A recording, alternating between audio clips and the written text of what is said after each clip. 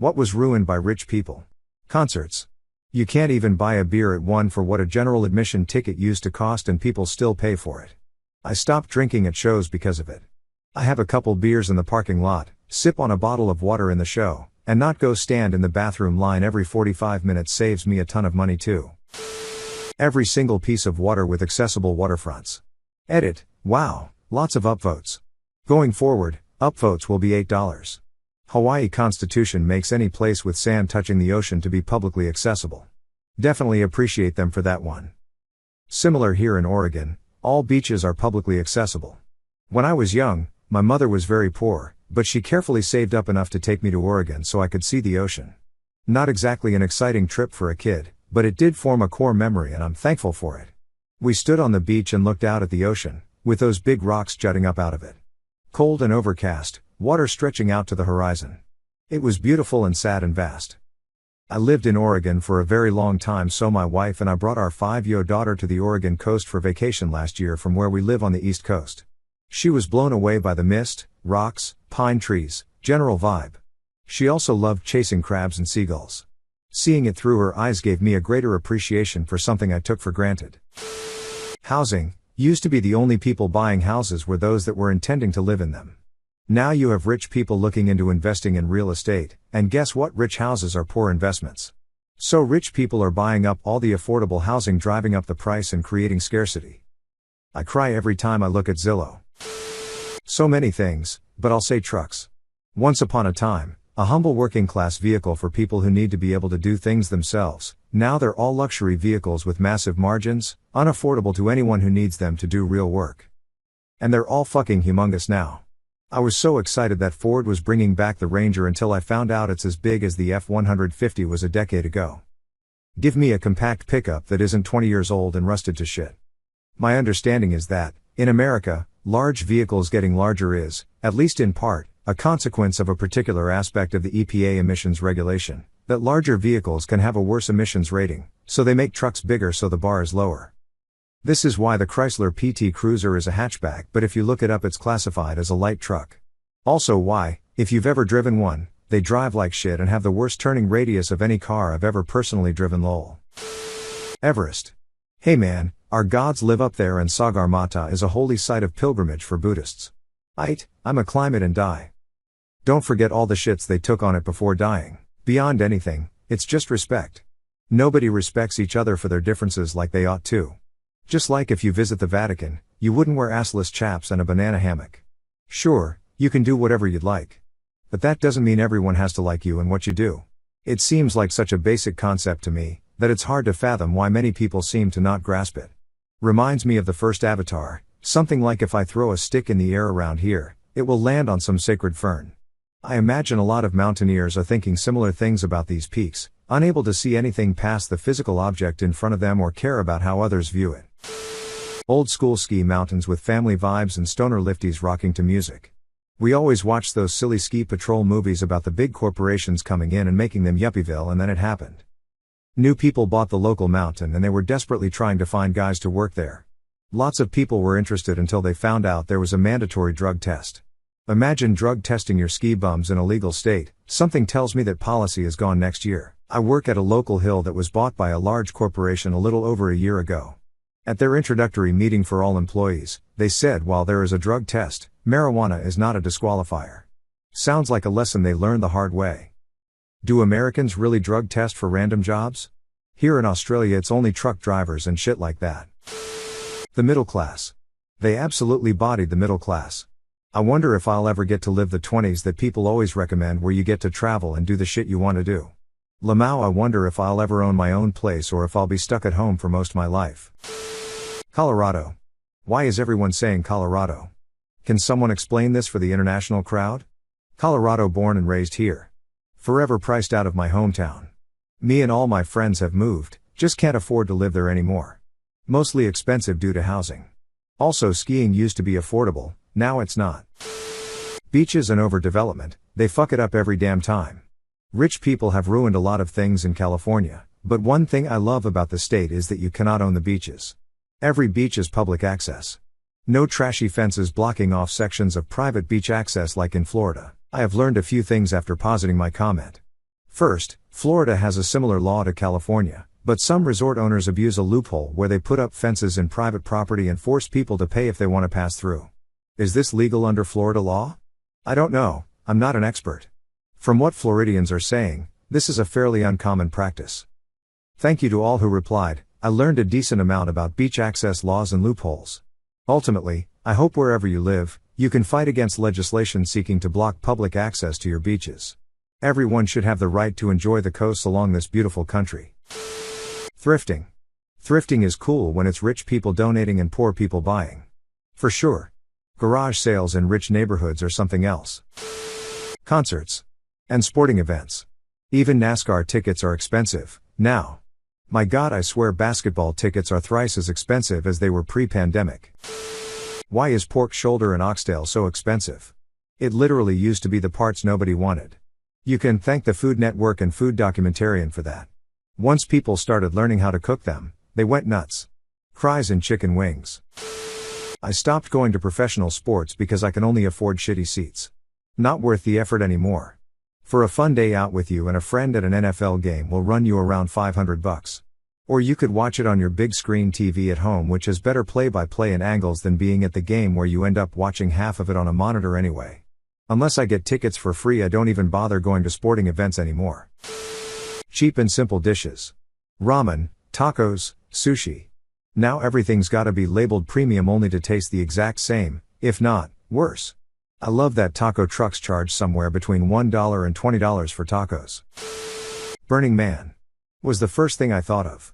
When Mark Zuckerberg is helicoptering in to stay in a billionaire camp with air-conditioned mobile homes, Burning Man has lost whatever counterculture standing it had. Any hobby where there's potential profit. Now you've got dickheads like the Logan Paul ruining Pokemon cards. Not because they're into them because they like Pokemon, but because they read the stories about the rare cards and just hammer their endless piles of cash into getting everything. Same with those asshole sheiks with massive comic book collections.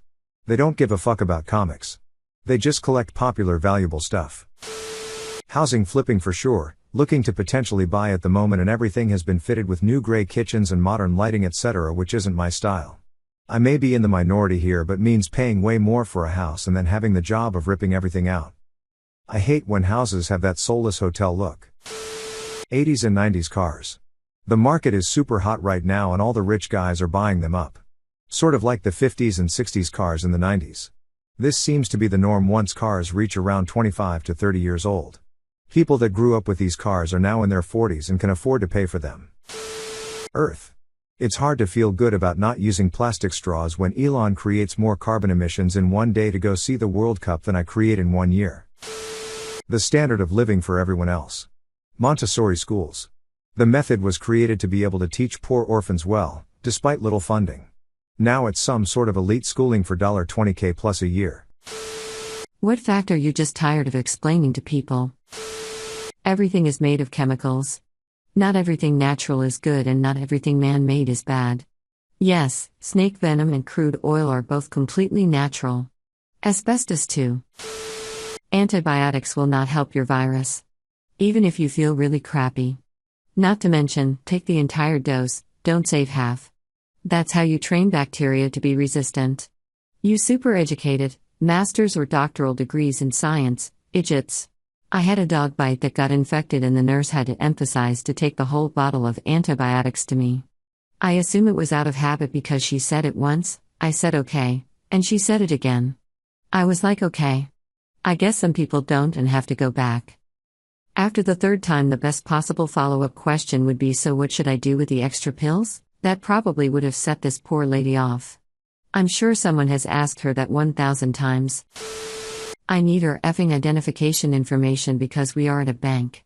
I don't care who you say you aren't the person you're claiming to be until I have proof. You can't just walk into the bank, ask for $10K and not expect to be verified. Stop giving me a hard time for protecting your money for you.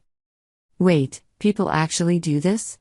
How stupid do you have to be to expect the bank to just give you money? I would fucking hope they ask me for ID, I would be mad if they didn't. Tax brackets. No, Jenny, making an extra $5K does not mean the other $50,000 gets taxed at a higher rate. Only money in the higher bracket gets taxed at that rate, not all previous money. Added after a number of replies, I will mention the benefits issue where, unlike taxes, sometimes making too much money can screw you. Be it healthcare, housing, $1,000 difference could result in a massive increase in costs. Most such things are all or nothing, unlike taxes. I got a temp job in accounts receivable when I was fresh out of college, and I remember the director of the department telling me it was better to stay a temp than get hired on full time because my raise would mean I paid more taxes. I was baffled. She had a degree in accounting. She knew, just hoped you didn't. The difference between type 1 and 2 diabetes, two completely different diseases. Being a healthcare worker and sometimes even having to explain it to my coworkers is tiring. Apostrophes don't make words plural. You mean apostrophes? My trivia team name is the Superfluous Apostrophes. Just because I work in IT, doesn't mean I know everything technology related. It is a vast field. You work in IT, what phone should I get? You work in IT, do you know why this app isn't working? We're not all help desk or some sort of phone tech support, I promise. I stopped telling people I'm a programmer with a degree in IT. I stopped after my fucking pest control guy stopped me and held me up for 30 minutes asking how his Mac got hacked. Like, dude, there are a million possible reasons why your computer is fucked up. I'm not gonna fix it in my goddamn driveway. My IT career has been mostly as a sysadmin and a network engineer. Hey, you're in IT, right? Yep. Can you show me how to do a obscure, advanced function in Excel that only accountants would know about or need in Excel? No. So are you really in IT? When you're adjusting the temperature on a thermostat, you're not changing the temperature of air that blows out. You're just changing how long it'll stay on for until it reaches that temp. Never given this any thought. Of course, that's how it works, but I didn't know it because it doesn't particularly matter to me. That disagreeing with someone's opinion isn't an attack on them. Or knowing the difference between a fact and an opinion. Just because someone doesn't always need their disability aids, that doesn't mean they're not disabled and faking it. Someone who needs a wheelchair to get around doesn't always mean they can't use their legs. They can still walk short distances. Part-time chair user here. When I started, I felt like everyone was looking at me, so I would do less. Despite the fact using the wheelchair allowed me more accessibility. Airplanes don't fall out of the sky when they lose an engine. A 747 can glide nearly 100 miles after losing all engines at cruise. Well, that is very reassuring. Airliners are required to be able to fly after losing one engine. If you lose an engine, you're good with the other ones. If a plane loses all engines, it will be able to glide for a decent amount of time, enough to find an airport and land. Unless you're over the middle of the ocean. If there's no airport after 15 minutes, you are legally allowed to crash. Gets job at NASA. All extended family asks as if moon landing was real. Pain. I like the implication that, assuming the moon landing was faked, NASA just spills the beans to anyone who is hired, as if it's in some sort of employee handbook. Maintaining a safe following distance is the easiest thing to do to avoid accidents, and yet most people aren't doing it. It's basically impossible to react in time to avoid an accident if you're following less than 2 seconds behind someone. It doesn't get you where you're going faster. The accident will always be your fault. And finally, 2 seconds is way longer than most people think. Most will count 1 second. Edit. My most upvoted comment is one that makes me feel less like I'm the only one that cares about this. I'll take that. Thanks, Reddit. An hour-long YouTube video about something does not mean that it is true. It could just mean that some crazy or stupid person posted an hour-long video about nothing and you are now dumber for having listened to it, and may God have mercy on your soul. Historic life expectancy is heavily skewed by high infant mortality. If you got past 4 or 5 years old, you had a good chance of making old age. People weren't just dropping dead at 35. It's the same thing with World War II. The average age of fighters for Germany was like 35. Weird age, right? Like, shouldn't it be 24 or something? Because towards the end of the war, both 16 and 60-year-olds were fighting. I have insomnia. No, I can't just think about nothing. Just go to bed earlier. No. Going to bed when you're not tired only makes the problem worse. Wi-Fi does not equal internet. I'm mostly telling this to my kids, lol. We frequently lose internet connectivity, but the Wi-Fi will be working fine. They will never understand. I get this will help, but telling people the Wi-Fi is the pipes and the water is the internet, I can only install the pipes, the utility has to send the water through seems to help people get the message. How evolution works. Giraffes didn't stretch their necks. All the ones with short necks repeatedly died before reproducing. Evolutionary filters require mass death, and/or overpowering reproduction of a mutation. Also, science isn't a belief system. It's a method of repeatable testing. Edit. I'm glad there is so much interest in this subject. I'm getting lots of questions faster than I can answer, and I am far from an expert. I call on all of you to help spread some truthful answers to those that are genuinely asking. Thanks for all the upvotes. Your opinion does not carry the same weight as an expert who has spent their entire life working on an issue. Corollary: stop giving extra weight to the opinions of sports/movie/pop stars on things not related to athletics/showbiz/music. They likely don't know any more than you or me or the person brewing your coffee at Starbucks. I'm tired and I don't know why I'm tired. Do a sleep study. Most insurances cover it. I had the same issue. I constantly took naps. Turns out I woke up 34 times a night. The average person wakes up 2 to 5 times, because of my breathing. I got a CPAP and holy shit, my life changed. I started hawking sleep studies to everyone I knew. 3 of them also ended up with cops and have had the same results. Now I won't lie, a CPAP sucks and you have to get used to it, but waking up refreshed almost every day is a goddamn game changer. Wheelchairs aren't cheap, and cheap wheelchairs are not suitable for everyone, not suitable for hardly anyone in fact. It's not a choice of a 30,000 pounds wheelchair or a 300 pounds wheelchair, it's a choice between sitting in a chair that fits the needs of the user that enables them to be active in their life, or sitting in an unsupportive seat on wheels that physically harms the person until they're out of it again. My chair is extremely specialized for me with the seating package tilt, reclining, elevating foot pedals and lift packages plus more. My chair is just over 62k CND, then needs several thousand worth of maintenance a year, but only for 5 years because at the 5-year mark the chair is no longer worth fixing, and start then process of getting a new 60k plus chair. In my 20 years, I have gone through over 200k worth of chairs as they get more expensive every time I need a new one. Don't get your mental health information from TikTok, Facebook, or self-proclaimed experts who aren't professionally licensed. I no longer offer a professional opinion anywhere outside of work, and that includes Reddit. I've learned that 95% of the time, people don't want to hear the facts, they just want a circle jerk about whatever reality they've conjured up in their heads, and if you correct them, they'll be pissed off and then it's a bad time for everyone. Signed, a psychiatrist. That chronic illness is chronic, like permanent, like forever. Still sick. Not getting better. Get it? Hope you feel better soon. Or bet you don't look sick. That type 1 diabetes isn't caused by your diet, and it cannot be cured. I hear cinnamon does wonders.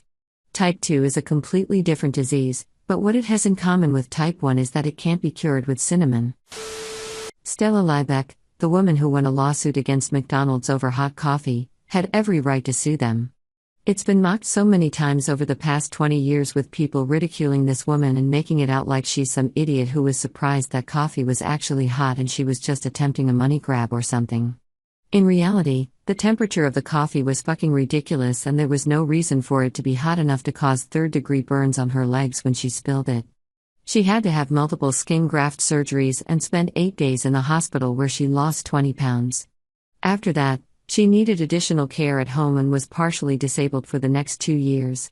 She had no choice but to sue to cover the cost of her surgeries.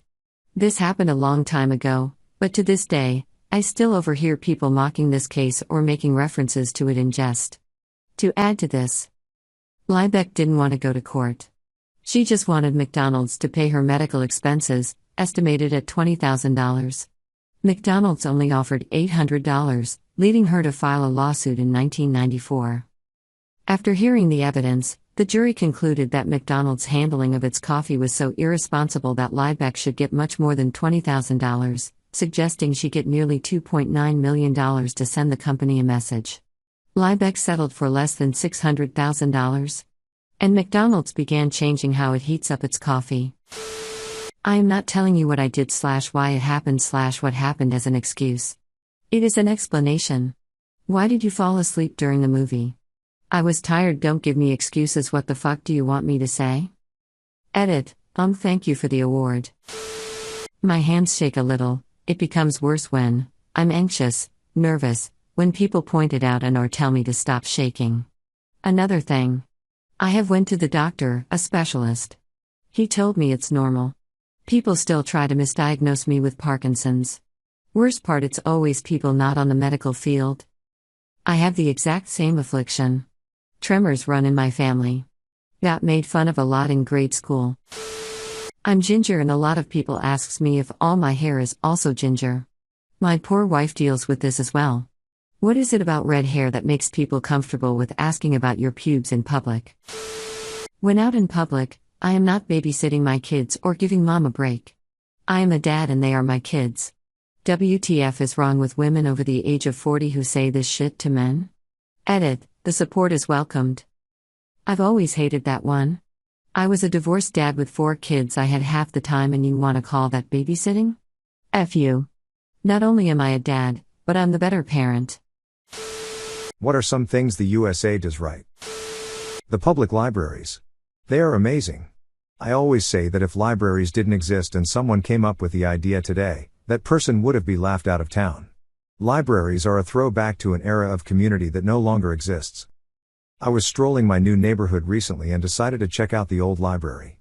An inconspicuous plaque on one corner read donated by Andrew Carnegie with the year. A rich dude doing good things is possible. Yeah, Carnegie donations led to around 1,600 libraries in the US. My hometown's library in a podunk suburb of Chicago was a Carnegie creation.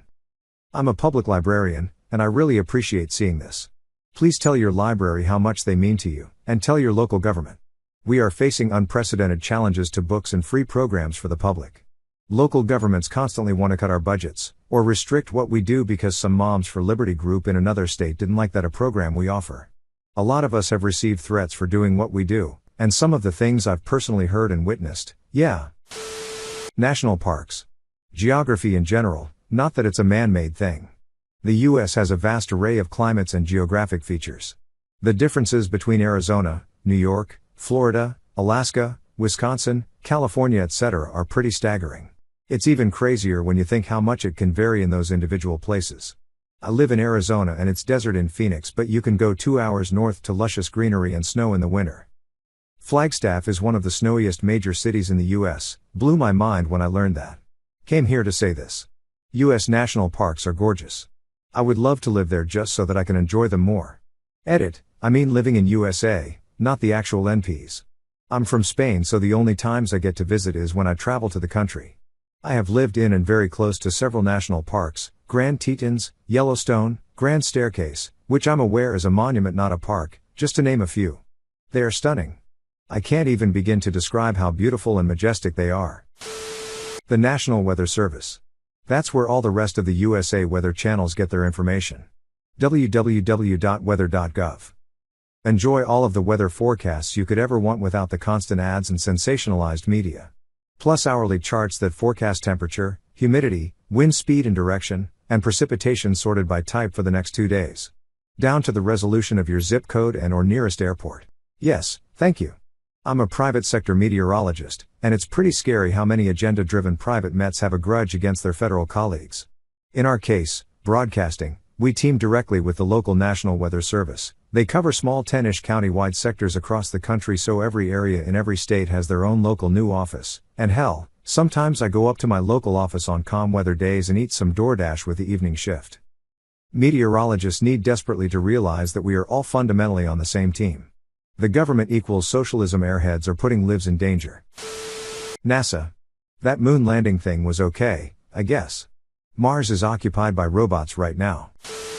Free public toilets. I never knew paid toilets existed until I left the US.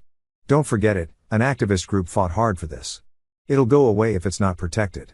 I dunno, man, sometimes I'd rather pay to use a clean toilet in Europe than some of the dirty shit I find here. Any port in a storm though. From experience, just because you pay doesn't mean it's clean. If you can even find one. The anxiety I would have trying to find a place to pee when I lived in Spain. Can't imagine having a kid there. Long hiking trails and wilderness areas. I hiked the Pacific Crest Trail this summer, and I agree wholeheartedly. Most folks who I met on the trail were international hikers, too. And a lot of them went through hell to secure a B2 visa this year just to come over and walk this 18 inches strip of dirt from Mexico to Canada. The Americans with Disabilities Act. We don't have perfect inclusion of disabled people. But we're a lot better at it than lots of places. The first time I traveled outside the US, this was the first thing I noticed. It's like most countries, many first world included, just find it inconvenient to accommodate everyone. The AITA was huge. No way an act that large would pass today. It added new regulations and costs to essentially every business. A huge one-time hindrance that would never fly nowadays. Preservation of large areas of wilderness while still making it very accessible for almost anyone to use and enjoy. USAF operates their survival school out of Colville National Forest in upstate Washington, and they're very strict about how we disposed of our MRE trash. On the last night we were there, the flight chief said if anyone threw MRE trash in the crapper, basically just a hole they dug and put some brush around to give privacy, they'd randomly pick someone and have them pick all the pieces of trash out of the hole. When we had fires at night, the instructors made sure to follow all the USFS regulations on having to dig up the ground to prevent embers from burning into the roots and spreading to surrounding trees. As a nature guy and a former firefighter, it was awesome to see all the instructors take such pride in preserving the land they are using. Barbecue. In my opinion, barbecue is the most overlooked part of American culture/cuisine. Every time people think of iconic American food, they point to fast food and apple pie and then roll their eyes at it. But barbecue is the true staple of American culture and cuisine that we should all be proud of. Public domain, and the concept of fair use of intellectual property. A lot of countries don't recognize fair use, like Japan. It's part of why Nintendo is so litigious. Fuck Disney, though. Nothing is perfect. At least they stopped lobbying for more extensions. Now we just gotta advocate for the duration to be rolled back. No smoking in most buildings. Smoking as a whole, the US anti-smoking movement is a fairly big success story. And people get it entirely wrong. It wasn't so much an issue of people smoking. It was an issue of service workers being exposed constantly. My parents worked at a casino in college, and you can't imagine the amount of old-timers that died of cancer/COPD, etc. despite never smoking. National parks. The Roosevelt administration realized what a treasure of diverse geography we have in the USA and claimed these beautiful areas national parks. Truly a treasure. If national parks were proposed today, the idea would be shot down before it could even get off the ground. Free water at restaurants. Free most places so long as you ask for tap water. Bingo. If you ask for water in most places, you are asking for bottled sparkling water.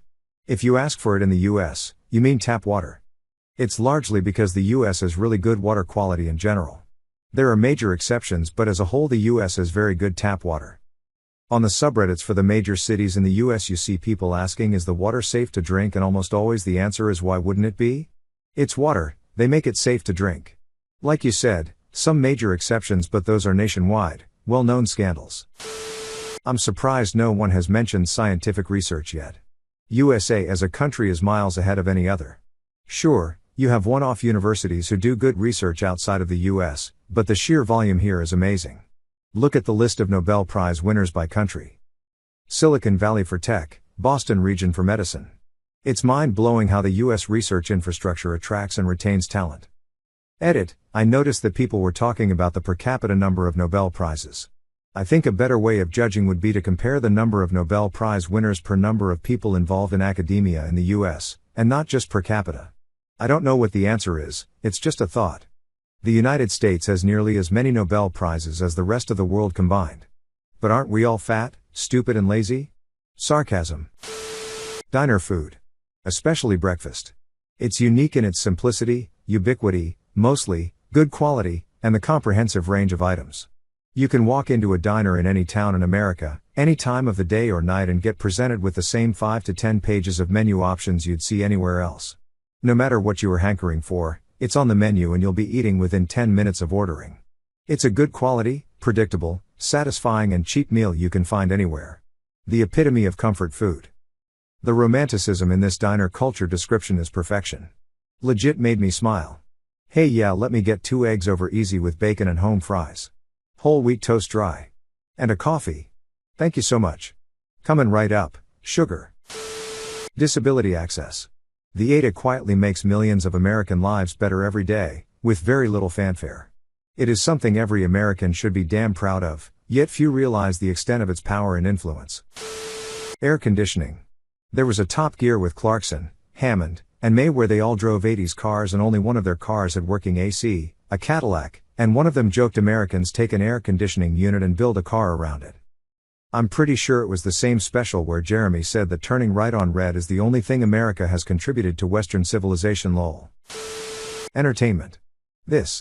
Indian and Japanese movie studios output some seriously good shit, but by sheer volume, the US has them beat many times over. I think there's more to it than sheer volume. All of the best cinema comes out of Hollywood. It's quantity and quality. The Bill of Rights is one of the landmark achievements in world history for the progress of human civilization. If there is anything that the US will be remembered for, it is that. Alongside other miscellaneous rights enshrined in law like that against ex post facto prosecution.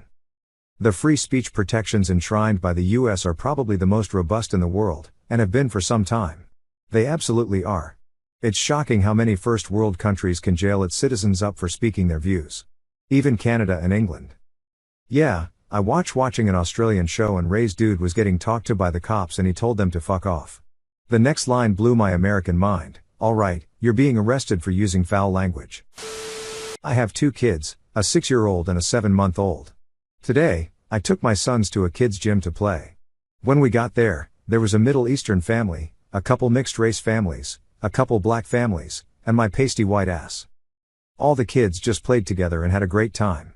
There's hardly anywhere else in the world that you can see all these types of families under one roof and nobody thinks twice about it. I say all that to say this, we still have a lot of work to do with race relations in the USA, but at the same time I think we underestimate how much progress we've made. We don't always stop to recognize and admire the moments like I had earlier today. What is a red flag from an employer that people might not immediately recognize as a red flag? A couple old senior partners, lots of young employees and nothing in between. That means there's no opportunity to move up, they can't get people to stay, and can't get lateral transfers. They work young folks for as long as they can, and the young folks leave once they figure out the company sucks. That's a fantastic distinction, and one I was coming in here to make, albeit for different reasons. It could also mean a couple of other things, none of them are good. Their processes are so unique/non-transferable, they hire young out of college because anyone established in the industry would reject them. They hire young because the pay is shit. They hire young because they assume young folks won't know any better. Everybody is very young in a very old company. I'm working in a company that's decade old but everyone has been in the company for about 4 to 5 months max. Only the HR has been there for 7 to 8 years. And honestly, with the shit they are pulling off, I can see why people don't stay even to complete their probation period. Give us the hot goss, internet stranger. Don't leave us hanging. Because they ask the employees to do stuff that's not at all their job.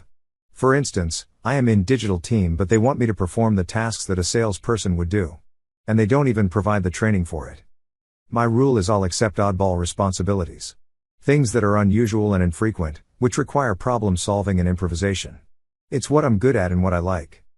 No, I will not take on another rote task that needs to get done every day. Right? I'm cool with helping out. But asking me change my job responsibilities to something that I've been refused to be trained for is just so fucking infuriating. Had an interview somewhere they offered 20 to 23 starting. Being new in this field, when they asked how much I was expecting to be paid I said well you guys are offering 20 to 23 starting and being new in the field I think 20 would be good. Their response was oh, well that's kind of a red flag for us. Usually when someone starts with us they'll say I'll take $17 until I can prove to you that I'm worth the $20 so you'll see why we're hesitant. My response then why would you offer $20 at your low end? I didn't get a call back. I can't imagine they would actually be live someone would buy that. It sounds so phony. Thing is, I could believe it. I think they're an incredibly abusive company that was trying to hone in on someone with high desperation and low self-esteem who'd go oh, I'm sorry, I didn't know, I'll take $14 an hour, that is, if you have me, please, I didn't mean to cheat you Mr. Boss sir, I'd never do that to you sir. Then they'd hire you on for $9 an hour and have crazy impossible demands that they coach you into attempting with you don't have to do it, but well if you're not a team player. Or, I guess we were right about you. This is a flag so red, that it's dripping blood. They probably wanted to put in a lower offer before the interviewee has a chance to mention the advertised pay, then give them that whole spiel about proving themselves first. No fucking way the person being interviewed just lowballs themselves and sucks the employer's dick about how they need to prove themselves first lol. When you don't get a review until you ask for a raise. Then, all of a sudden, your work is being questioned and you're being berated. They claim that overtime isn't mandatory and workers stay longer by choice. Our deadlines make no sense. We work hard, but play hard around here. The job title says they're looking to hire rock stars. Or ninjas or gurus or any other dumb buzzwords. I've seen superheroes a ton recently. Vigilantes don't get paid, they do it for the way it makes them feel. When they refuse to tell you what your starting salary would be or when they just avoid the question altogether. Like I didn't apply to the job to be a part of some family work culture, I came here to get a job and be paid. Is money the only reason you work? Yes. Yes it is. Tell them no, but I'm really passionate about the possibilities that having money opens up. Like paying my rent and not starving. I'm really passionate about not starving to death. I've actually used this in more than one interview. It gets a laugh, I get a job.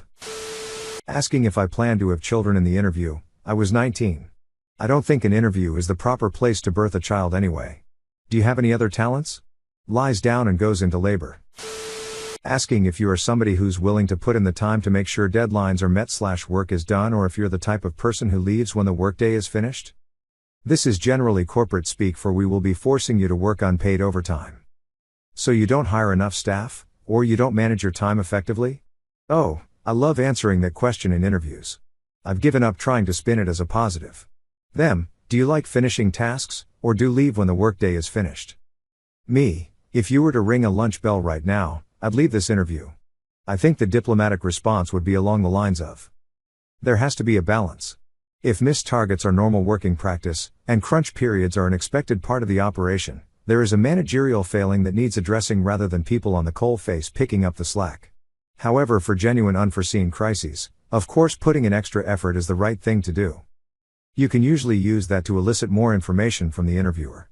If they say yeah we expect unpaid overtime, then you swipe the fucking biscuits and head for the door immediately. Trying to rush a decision out of you once the offer is made. I once interviewed with a company where I would have been relocating across the country to work for them. There were 3 rounds of interviews and they left me completely in the dark for weeks on end between each round before inviting me to the next round within just a few days of when the interview would take place.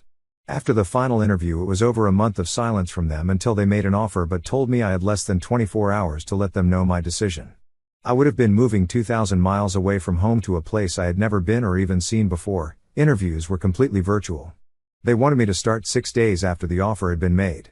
When I asked if there was any flexibility for me to have more time to think it over or have more time to move out there, they said no. They needed the decision the next day and if I accepted I would be starting in less than a week. I declined the offer. In other words, they hired someone other than you, who quit or was fired, and they needed to replace them as soon as possible. Which honestly is not necessarily a red flag. I've been hired in such a way in the past, but it was just that they had a very important project about to start. The dude in charge had vacations planned, and they'd heard enough about me that they knew I could take it over smoothly.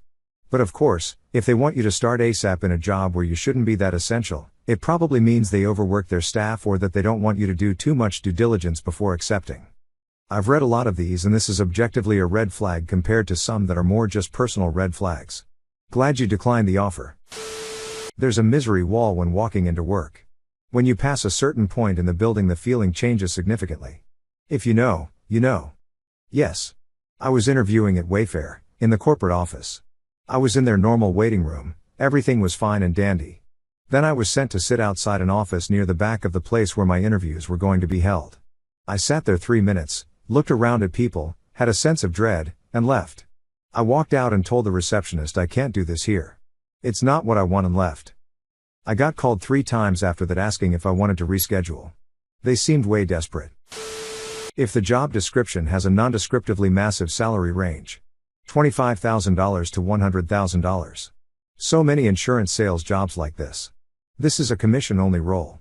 No base salary, but top performers can expect to make $150K plus. Salary range, $30,000, $250,000. Any job ad that doesn't mention the name of the company should raise suspicions, doubly so if it's anything to do with sales. Got done by that trick once. Turned up to the interview and the job was going door to door selling vacuums for Kirby Vacuums. Ugh, fell for this once. Answered an ad for an office administrative assistant. Turned out to be selling crappy knockoff toys door to door. And the guy I was paired with was assigned a commercial area, so he pulls up to an auto shop ready to try to sell these mechanics this shit. I went, "Hey, the train station is over there, I'm going home." He tried to argue, I just walked off. Scammers. Anything that the manager says in the interview that doesn't line up with the job description. Yay, we posted it's a manager level position, but this is actually a coordinator role. Yay, the description says travel is 25%, but it might be closer to 50, it just depends. We did post it as a remote job, but we prefer people to be in the office X days a week. Yay, we phrase it that way in the job description because corporate says we have to. All of those are red flags. Anything a company is vague about should be a red flag. Once we advertise this as a full-time permanent position, but every hire begins as a 1-year contract so we can get to know you. I've got no issue with a probationary period, but if you're only prepared to do a 1-year contract with a possibility of full-time, put that in the ad. The sink or swim technique. It was my first day as a cashier. I got a couple of hours of training, then I was by myself and we were dead. All of a sudden this rush came in and I was asking for help. The manager goes, "Sink or swim, we're busy back here, figure it out." Lol, I did, but let me tell you, customers were not happy because I still didn't know how to properly enter in orders, especially modifications. I had the same happen to me at Lowe's. I was put up in customer service without any training, all on my own. I straight up told customers that I didn't know how to process their return transaction, make special orders, do internet fulfillment because it was my first day and I had received no training. I called a manager over and the manager received some feedback from the customers. Happened to me a couple years ago working for 7 to 11. Got hired, my first day the manager left me by myself on the overnight shift.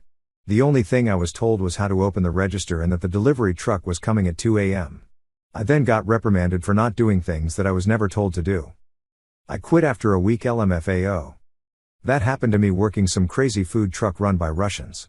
They showed me their convoluted system once, like to ring up a poutine, you'd put in 2 burgers and -3 cokes to get to the price of a poutine because they didn't program the cash properly. Then they just left me there. Finished the day and just walked on out into the sunset, never to return. Lol. Those receipts must have been insane to make any sense of. I always ask the question, why is this role open? Is it a new role, or am I replacing someone? Why did that person leave? This really helps you seeing their reaction, and if they look nervous, it's because the person who left did it because they were not happy. I also like asking how senior my team members are. If there's no one there more than 2 years, I would also be concerned.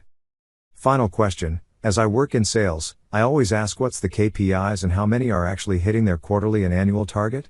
This also reveals if they set their targets too high, and you can expect to enter a grim working culture where you're never good enough and can always do better. Last one, I like asking about how they are working to establish a team culture as well, since this will tell you a lot if people at work are friends or just there to do their job. These are the questions which I asked in an interview a few months ago, considering Reddit had mentioned this so many times. It's very important who you ask. So the very first round, just after understanding the position, ask the recruiter how many rounds it'll be and who you'll be talking to.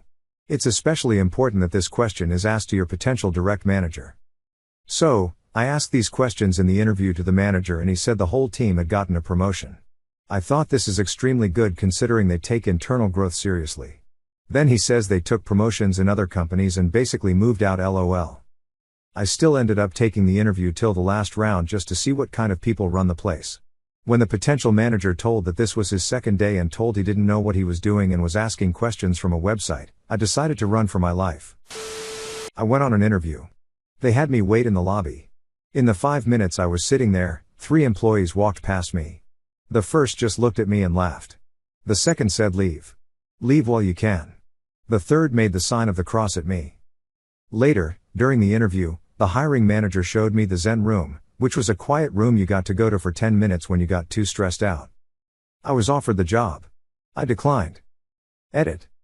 They walked by separately, at different times. You had to ask permission to use the Zen room. I have a Zen room at my job. It's called a stall in the public restroom. It's my crying stall. In food service we use the walk-in cooler for this, it's oddly comforting. When they say, or try to make you sign, anything pertaining to not discussing your wages with other employees. That shit is illegal and it screams that people aren't being fairly compensated for their work. I've literally up and walked the fuck out of jobs for this. Competitive pay, but they won't tell you what the pay actually is in the posting or even the interview. Competitive pay. Translation: your salary will be competing against your bills. I interviewed once at a very huge organization that had a site in the town I was living in, and these guys were so proud of the new top-of-the-line facilities. When they took me on a tour, they pointed out the lovely Zen garden area that was made for employees to go unwind and clear their heads. The problem with it was this area was positioned directly across from all the higher UPS offices. Yeah. No. A similar one. They had an employee break area with games, TVs, snack machines, etc., but it was completely empty, in the middle of the day. Looked like no one had used it in weeks. I had the fortune of working for 2 companies with areas like these that did actually get used. It was really motivational to feel like they trusted you to manage your time so that your work was done well and on time, and also spend a few minutes every now and then playing a round or 2 at the arcade or whatever. One even had a soundproof room with a drum set, guitar, bass, mic, etc. Went there a few times. Once ran into a manager from another project who was heading there, and he asked me if I had a few minutes to play with him. He needed someone on guitar. Pretty cool place, as companies go.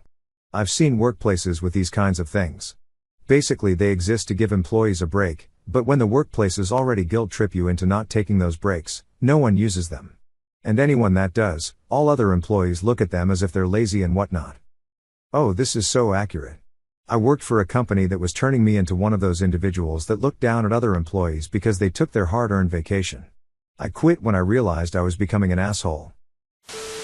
What family secret do you know, that you're not supposed to know? My Welsh great-grandmother had passage booked on the Titanic in 1912. She ended up not going because she fell ill. Turns out it was actually an out-of-wedlock pregnancy that gave her such bad morning sickness, she couldn't go. She lost the baby. She came the following year in 1913 and met my great-grandfather. She only told my mom, who she helped raise during the summers, who then told me. Great-grandma getting knocked up saved an entire branch of our family tree. My great-grandma had dementia in her last years of life and completely forgot English. She would mumble and confess his German, and eventually my grandma and I learned some really dark shit about Oma. Took a lot of time and a German to English dictionary in the 1990s. Her oldest son's father died during the Battle of Stalingrad while she was pregnant with said first child. This is husband number 1, died September 1942. 2. She married husband number 1's brother after giving birth to son number 1. She soon became pregnant with daughter number 1. When husband number 2 went to fight for the Nazis, husband number 2 died during the Battle of Kursk in July of 1943. 3. Great-grandma gave birth to daughter number 1 and then married husband number 1 and number 2's cousin. Husband number 3 and her were expecting child number 3, my grandmother, when he went to fight in the Battle of Hurtgen Forest. Husband number 3 died in November of 1944. He was her favorite husband apparently. At this point there are no men in the area who will marry her, and she is considered cursed. 4. With 3 children under the age of 4 in tow, great-grandma managed to get her ass smuggled to the US, specifically to LA during the last few months of World War II. She never gave complete details, but we figure she probably bribed, fucked, smuggled, and murdered her way out of all that bullshit. 5. Upon coming to the US in 1945, great-grandma married the man my grandma and her siblings thought was their dad, but it turns out he was majorly gay and paid great-grandma to be his beard. He died of a heart attack in 1960 and great-grandma never remarried. 6. Somehow my grandma, great-aunt, and great-uncle all have birth certificates stating they were born in the US and that husband number 4 was their father. We have no fucking clue how great-grandma pulled that one off. This one wins. In a twisted way I really admire your great-grandma. She survived and made sure her children survived as well. More than a secret no one should know about, I just see a person that against all odds pull herself and her family off. I need a book about the whole history and details as soon as possible. Sorry for my English and all that stuff. My great-grandpa isn't related to us. He met my great-grandma when she was a teen. She had been raped by a traveling salesman and was pregnant, her family kicked her out. Great-grandpa couldn't have kids due to torture in a Japanese prison camp during World War II. He married her and raised my grandma as his own. My great-grandma told me when she had dementia and forgot it was a secret. Great-grandpa is 102 now and is the bedrock of our family. He's not blood but he's our family and he always will be. Edit, because people are asking, I asked their daughter, my grandma, after this, and she confirmed that she has known this is true since she was a young adult. My mom lied to a man and told him I was his son and frequently extorted money from him by telling him she needed it to raise me. I found out when he showed up with gifts shortly after I had moved out on my own.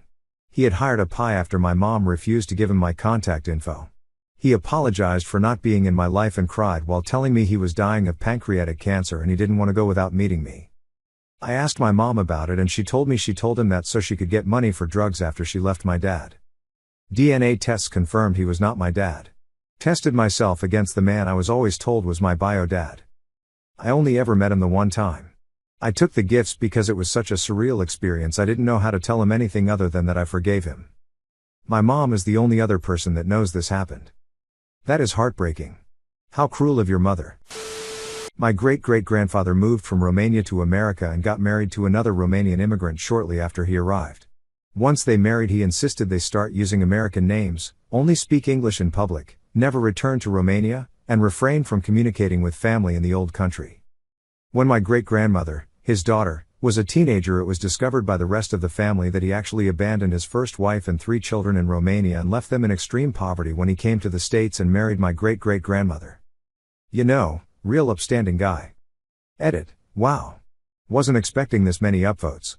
From what I was told he was an abusive alcoholic and paranoid all the time. His mental health suffered a lot as he aged so I'm assuming guilt was factored into that. Another interesting tidbit, my great-grandmother went on to apparently become a matchmaker through her Orthodox church by helping families with young women relatives still in Romania connect with families with young men here in the US to pretty much arrange marriages so they could come stateside. This is actually a bit more common than you think. Anytime you see a big migratory boom in history, be it land, gold, oil or opportunity, for every story of an honest person seeking an honest fortune, there are a number of people who see it as the perfect excuse to sever ties with their old lives and start anew, ethics or past transgressions be damned. Alaska has been like that for quite some time in the US. People who have outstanding warrants in other states that aren't US Marshal worthy will flee to Alaska to hide from their old lives and start a new one, or at least live a similar life under the radar. My mom lied about how my dad died. Myself and my brother were told he died to cancer. He wrote us each letters of goodbyes and I still have mine. When I turned 18 the truth came out, he died in a murder-suicide with his wife's stepmom, her lover, who was also his psychiatrist. Turned out his wife was cheating on him with his doctor and while my dad had some psychological issues the doctor purposely prescribed him medication that worsened his paranoia. When he found out about the affair he shot them both and them himself. Edit. For more background, my dad had manic bipolar depression. He was prone to extreme anxiety and paranoia when off the correct medication. I do not know what the medication he was given was but I do know it made him far worse in his paranoia and manic episodes. His wife, stepmom, is the one that initially had the idea about the doctor prescribing the medication in the first place. When he found all the evidence his already broken mind completely snapped. He planned the murders and his suicide. He wrote us all goodbyes. My grandma was raised in a Catholic orphanage under the pretext that she lost both her parents and siblings during the Spanish influenza. Turns out her and her dad survived, but her dad didn't want to take care of her so he left her at an orphanage in Brooklyn and moved to Europe and started a new family. My great-grandma was raised in an orphanage in Alberta, Canada. Her biological parents were a rabbi and a nun. Neither church looked favorably upon their relationship so they were forced to give my great-grandma to the Catholic Church. My older brother might only be my half-brother. About 10 or so years ago, I went out drinking with my dad for his birthday. He got hammered, and told me that when he and my mom first got together, she was still in a relationship with a really abusive guy. She got pregnant around the time that she left him, so there's about a 50-50 chance that my older brother is the other guy's biological son. I asked him if he ever thought about getting tested to find out and he said no. I don't care what any test says, that is my son. He also got emotional at one point and told me he really regretted talking me out of going to school for what I originally wanted to do in favor of what I do now. Later on, he punched the glass out of a jukebox because he thought it'd be funny. The whole night was a roller coaster. The next day, he seemed to have no recollection of telling me that bombshell about my brother and I never brought it up again. I'll never tell my brother, and I'll never tell my parents that I know about it. As a side note, it would explain a lot. My brother and I don't even look related, but we always just shrugged our shoulders whenever friends asked us how we could be siblings when we look so different. I feel the same way my dad does, he's my brother, not half-brother, no matter what any test might say. I'm at peace with the fact that I'll never really know for sure. You're a great kid. Dad probably just needed to get it out. Now that he has his conscience can rest. My older sister learned as an adult that our dad is not her biological dad, which he and my mom both knew the whole time. One of our sisters is a real bitch about it, but my other sister and I say, fuck this half-sister bullshit, she's our sister. Yeah, I have a half-brother, but I never think of him as that. He's my brother. That's just how it is. Who cares if he has a different dad? This is pretty mild, but a part of my mom's side is very, very convinced they're Irish. In all the American, kiss me I'm Irish ways. My grandparents took a trip there. They spent a lot of time at a local pub, getting to know Irish singers and poets. My cousins have very Irish names, etc., etc., etc. I took a few ancestry tests to nail down the rest of my mom's side, not a single % Irish in any of them. The family name, common in Irish Americans, is actually a Swiss surname that got translated at some point, according to the genealogy trace I also had done. My now deceased grandparents want their ashes spread into the Irish Sea, and my mom and her siblings are planning a big trip to do it. I'm taking the secret to my grave. I don't know why I find this hilarious. I have a cousin who considers herself a Hawaii native, they go every year, etc. We're first-generation Americans, we're freaking Mexican. She's still alive, see Hawaiian best life. Lee on the car mirror, etc. I have a cousin who lived in Hawaii for about 6 months when she was a baby. She was born in Taiwan. This bitch, we're not friends, thinks she's Hawaiian. Does the whole luau, grass skirt, aloha shirt BS too. I call her out on it every single time. My DNA revealed I do have a decent percentage of Irish, could be Scottish, but less likely per the report. The rest is German, Northern European, i.e. the usual expected pretty much 99.5% white boy American. My brother came up with folklore that we have Cherokee ancestry, because of the shape of our teeth or something, which cracks me up because the great-grandma was a Cherokee princess trope is a running joke to actual natives. I'm not sure he believes the results, but he is doing the genealogy so he'll get there eventually. I always find it funny that they always choose Cherokee. There are so many different First Nations groups to choose from, but anybody making up heritage settles on Cherokee. My great-grandparents were high school sweethearts and the only role models I'd ever had for a relationship, since my grandparents and parents are divorced and hate each other. Then my mom tells me that my great-grandma had an affair and that's why one of my grandma's sisters isn't like the others. So, there goes that. The closest thing to a happy relationship I ever saw was my paternal grandparents, and that's only because they would play a game of gin after supper every night. Besides that, they kept apart and my grandpa was really busy with work and volunteering. That 2 of my siblings were caught having sex with each other. Edit, they were old enough to know sex was fun but not old enough to know siblings weren't supposed to do that. It was shortly after she had been abused by an older man. B, that my cousin's repeated suicide attempts during and after college were because she'd been gang raped in her own apartment, and allegedly was arranged by her jealous roommate. C, that my dad had an affair with my babysitter with my mom's permission. Edit 2, hall pass because my mom had no interest in sex at the time. Yes, the babysitter was 18 plus. Assuming my calculator works, she was 23 at the time. My mom seems to think it is my responsibility to be the secret keeper of the family now that my grandmother has died. I could really take it or leave it. The secret she doesn't know is that one of my younger brothers lost his virginity to his pre-calc teacher in high school. He was the other man in her affair until he went to college. Edit 3, yes, I'm aware this was predatory on her part, but he still remembers her fondly. And had a long-term affair with a professor when he went to college. He has a pattern at this point, because he also hooked up with his boss at one of his first jobs after college. That read like the front page of Pornhub. My dad killed a guy and never told us. I found out on Google one day. Imagine finding out that on Google. Wait a minute, are you from Florida? I was already drunk and Googling him to see if I could find any dirt on him. He's not a cool guy. This was a gold mine. Not a Florida man story either. Midwest paper archives from years ago. It was a drunk driving accident. My dad, being the bastard he is even when younger, was driving drunk and killed someone his age. Some successful guy with a family was killed and my dad walked away without a scratch. Damn. My ex-wife did this running around. Killed a guy trying to get back to his loving wife at 2 a.m. Working to pay the bills for their children's future. We were the same age as them. Similarities stop there. She's a covert narcissist, yet I still hadn't given up hope for her. For us. Her remorselessness ended that. My mother had an affair on my father that he doesn't know about way before he had an affair on her that blew up the family. I probably would have stepped in. Mom, you cheated too. Get over it.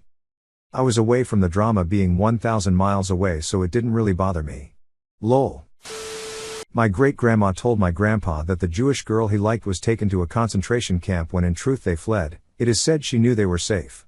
Grandpa meets my grandma shortly after. They get married, but apparently he still talked about the other girl from time to time and that she was the one who got away and how awful it all was. Many years go by, my aunt and dad are born. Grandpa walks around town and meets the girl from back then, is totally shocked and finds out he has been lied to all this time. Grandpa got sick pretty soon after that and died when my dad was only 5 years old. My grandma later once said she believes he died of a broken heart. My dad's biological father is his adopted father's brother, so, his uncle. His bio dad and his girlfriend were both underage, and she ended up having a kid. In order to keep it hush-hush, she had the kid and gave it to her boyfriend's brother, who was of age, and married. My dad doesn't know this. As well, my sister is only my half-sister. My parents were swingers and my mom got pregnant when they were trying for a baby, but somehow she got pregnant by someone else instead, and my dad is somewhat aware? But the real father doesn't know this, nor does my sister.